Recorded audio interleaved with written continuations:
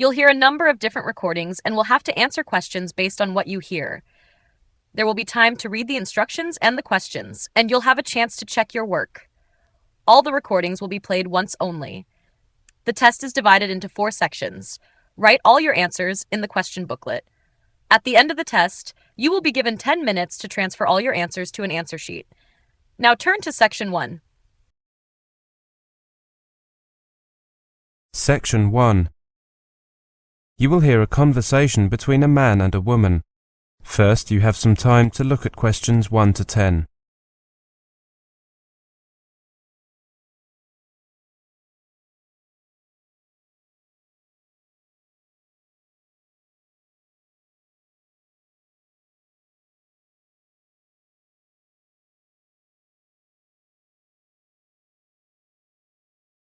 Now listen carefully and answer questions 1 to 10. Hello, I'd like to become a member of the gym.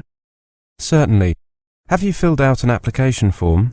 Not yet. Do you have one? Yes, I've got one right here. Or I could just enter your details directly into the computer. It would be quicker. Okay, go ahead. Could you tell me your name, please? My surname is Pierce, Pierce, and my given name is Sharon, Sharon. Thank you. And your address? 70 Welcome Lane, Tipton, TP3, 4MB. Could I just note your date of birth?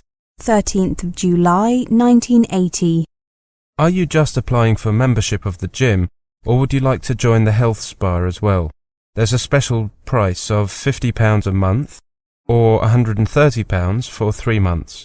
I'd just like to join the gym, thanks.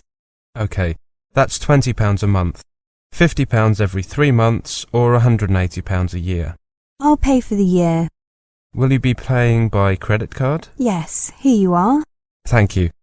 Card number 467397020361. Expiry date September 2009. OK, I'll just print out a form for you to sign and you're a member. There you are. Sign here, please. Great, thank you. Could you just show me around very quickly? Certainly. Mike, could you take over here for a few minutes? Come this way. Right by reception, we have a refreshment area, serving healthy food and drinks. No coffee or chocolate. What a good idea. Beyond that, as you can see, there's the main gym area. The treadmills are by the window, so you get a great view across the river. Opposite them are various machines, and at the far end you can see the free weights area. If you look at the far end, you'll see 2 doors. The one on the left is the ladies' changing area, and the one on the right is the men's. And the swimming pool? There's a door in each changing area that leads to the swimming pool. The health spa is upstairs, isn't it? Yes, there's a flight of stairs leading from each changing room to the spa area. Oh, I forgot to mention that there's a sauna beside each changing area. Our members love using those after a workout. How many members are there? About 300 people, of which 200 are members of both the gym and health spa. Only about half of those people come regularly. Does it ever get crowded? It can get a little cramped at the weekends and occasionally in the evenings during the week. A lot of people like to use the treadmills. There are no rules about how long you can use a particular machine, but we ask people to be considerate. The swimming pool rarely gets crowded. Are most of the members men or women? I'd say that there are a few more women than men. Ladies are more likely to join the gym and spa, whilst men usually just join the gym. Well, thank you very much. I'll be along tomorrow for my first workout. You're open at 7, right? Yes, we're open from 7 in the morning to 10 in the evening. See you tomorrow. That is the end of section 1. You now have half a minute to check your answers.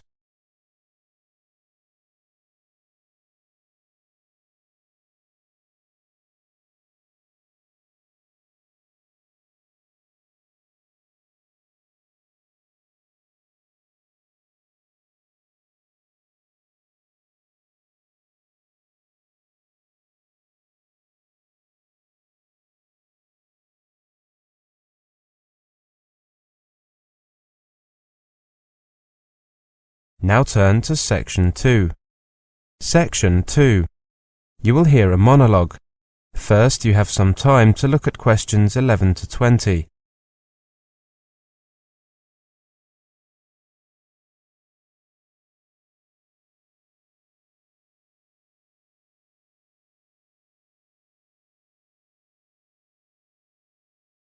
Now listen carefully and answer questions 11 to 20.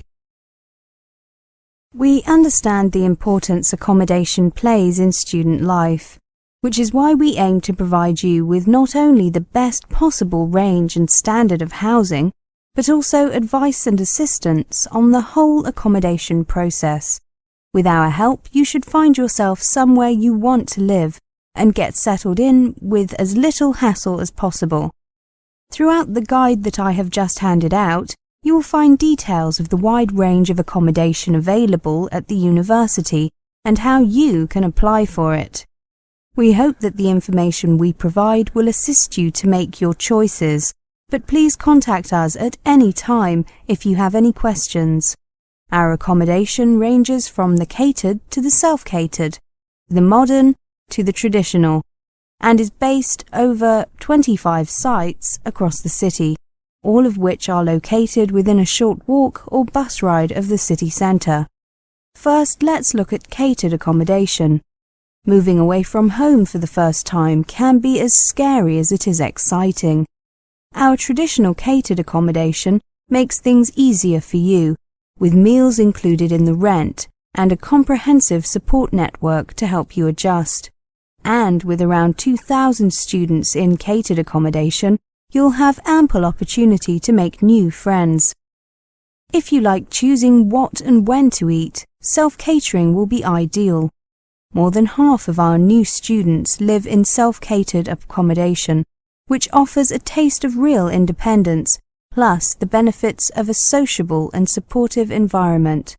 You can choose from either self-catering flats, larger occupancy residences, or university-managed accommodation for one person, flats, couples or families. Then there's private accommodation.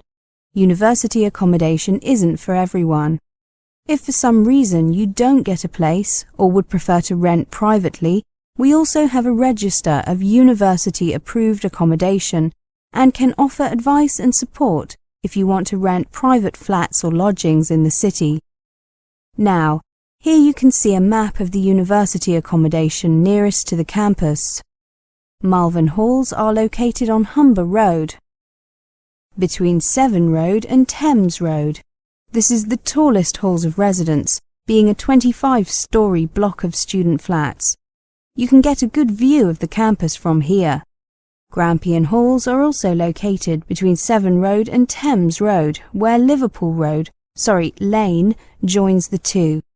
Don't get Liverpool Road confused with Liverpool Lane, as I just did. It's on the south side of the street. Brecon Halls are between the South Gate and the West Gate. They're very slightly nearer the West Gate, actually. These halls are popular because they are newer and the rooms are somewhat larger than in older halls. Sperrin Halls are nearest to the South Gate, on Avon Road, but not opposite it. Well, whichever type of accommodation you go for, I hope it suits you. Now, I'd like to mention... That is the end of Section 2. You now have half a minute to check your answers.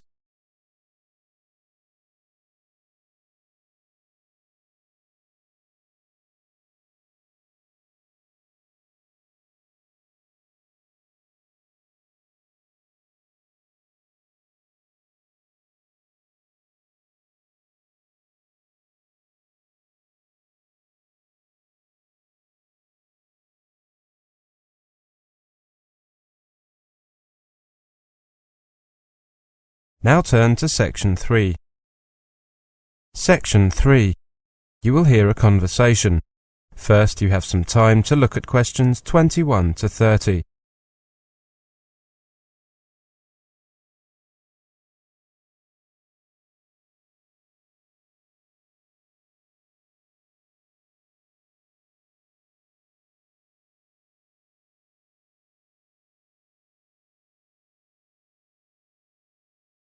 Now listen carefully and answer questions 21 to 30. Hi, Tom. How are you? Have you been here long? Hi, Jenny. I'm fine. I arrived yesterday on Sunday. How about you? I got here last week on Wednesday. No, sorry, just a minute. What day is it today? Thursday, not Wednesday. Why did you come so early? We don't have to be here until tomorrow. Couldn't wait to be free from your parents, I bet. Very funny. I know I came a bit earlier than most people, but I wanted to move my things into my flat and take a look around the campus and the town. So, did you decide to take English literature in the end? No, I changed my mind and decided on European history instead. At school you said you were going to take geography, right? Yes, although I was also considering geology. Sounds the same to me. Well, I guess there are similarities, but they're not quite the same. What kind of information have you been given about your courses? Well, not much. I've got my timetable and a basic reading list. Yeah, me too. I've been given a list of books to start reading. I think there are 5 or 6 of them. Yeah, I've got a similar list. They're just books that provide the basics for the courses during the first year. So, what's your timetable like? I get Wednesday and Friday afternoons off, but the rest of the days are fairly full. Me too. Do your lectures and seminars start next week too? Yes, I think everyone's do. This week is just orientation, isn't it? That's what I gathered. My first class on Monday morning is, wait for it, modern British history. I'm looking forward to that. How about you? Human geography, also on Monday morning. It says here that the title of the first lecture is The Victorian Legacy. Sounds good. How about you? I've got global population distribution. Intriguing. Where are you living? I got a place in the halls of residence at Wish Lane Hall. Wish, as in make a wish. Funny name, eh? I'm at Bridge Road halls of residence. That's very close to the university campus, isn't it? My place is a bit further away. Can you walk, or do you need to take a bus? I can walk, but it takes about 30 minutes. There's a bus. I guess I'll walk if it's not a bad day, and take the bus if it's raining. I'll think of you when I'm taking the 5-minute walk from my hall to the lecture theatre. I'm sure you will. At least I've got somewhere to stay if I don't want to walk home. Cheeky. Is your hall near the main gate or the north gate? The north gate.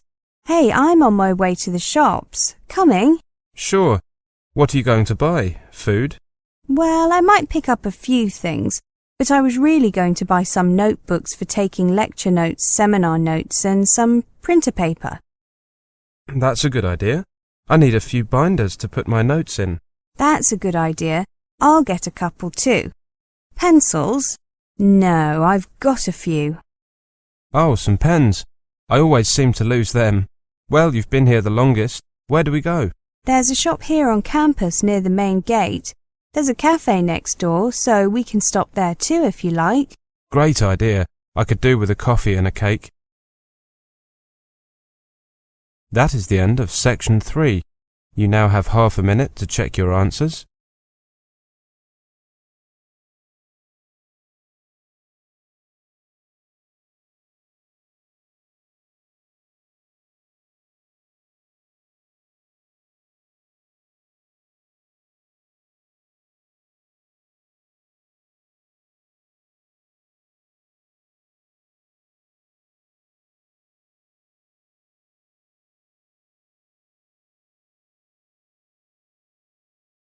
Now turn to section 4. Section 4. You will hear a presentation. First, you have some time to look at questions 31 to 40.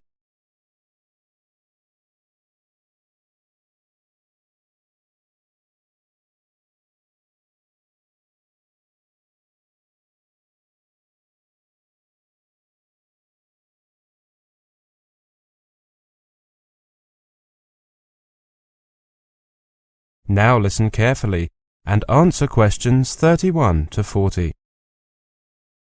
Welcome to this presentation on the results of our survey of Asian students in Australia, the UK and the US. Australia is growing in popularity among Asian students, while the UK and the US are losing ground as the place to study for a degree, according to our international survey. Our research is based on the views of 1,500 undergraduates from 10 Asian countries studying in Britain, the USA and Australia. 60% of the students were aged between 18 and 21, and 30% were between 22 and 25. 4 in 10 students cited a better quality of education as their main reason for studying away from their home country. About 27% said they were doing it to broaden their experience and because they were attracted by the cultural experience of living in a foreign country. Business, commerce and marketing are still by far the most dominant field of study, attracting almost 2/5 of students. 3/4 of Asian students polled in Australia said it was their first choice, compared to less than half when we conducted the same survey in the year 2000. From an Australian perspective, it's very positive because more and more students are consciously choosing Australia rather than it being a second choice. The UK and American parts of the survey show that they are no longer the preferred destinations they were, despite still being seen as offering the best education in the world. Australian universities have done a really good job of promoting Australia as well as their own universities. Australia is seen as good value for money and is attracting the more price-sensitive students. Australia's overseas students' enrolments have doubled since the year 2000 to 200,000 in 2006, at a time when they have declined in the US and the UK's share of the global market is declining. Reflecting this increase, Australia's education exports rose 17.8% last year and were valued at more than $5 billion for the first 9 months of 2006. In the United States, a clampdown on foreign students following the terrorist attacks on September the 11th has made many Asian students feel unwelcome. As a result, applications to American universities have declined. This could happen in the UK. If students find it hard to get visas, they could question whether the country really wanted them. Another factor in Australia's growing popularity was the wish of some members of the growing Asian middle class to settle in the country after studying there. The cost of study and value for money also featured highly on the list of reasons students gave for choosing Australia as a study destination. Much higher than in Britain. 34% said they selected Australia because they thought living expenses were relatively less expensive, and 20% made their decision because tuition fees were cheaper. Quality remained the biggest drawcard for students wanting to study in Australia, reinforcing the critical importance of its reputation overseas, according to new research. Asian students still ranked the US and Britain as having the highest quality universities, but Australia rated third, but ahead of other destinations like Canada, New Zealand and Germany. Despite the emergence of transnational education programs, 81% of students did not consider undertaking a foreign degree in their home country. It seems that the concern that these programs are going to diminish the number of foreign students is a bit premature. Only 4% of those enrolled in Australia had studied overseas before, a figure we attribute to an emerging middle class of Asian students wanting to study offshore. In the past, many Asian students had come from their home country's elite, high-income families whose parents had studied abroad. What we've got now is an emerging middle class who maybe haven't travelled before and whose parents were not educated overseas. Our study also shows that students rely more on education agents than in the past, with implications for universities that plug direct enrolments online. Whilst our findings are good for Australia, which is increasing in popularity as a study destination, they do not mean that Australia can rest on its laurels as competition is increasing from a growing number of institutions and study destinations. That is the end of section 4. You now have half a minute to check your answers.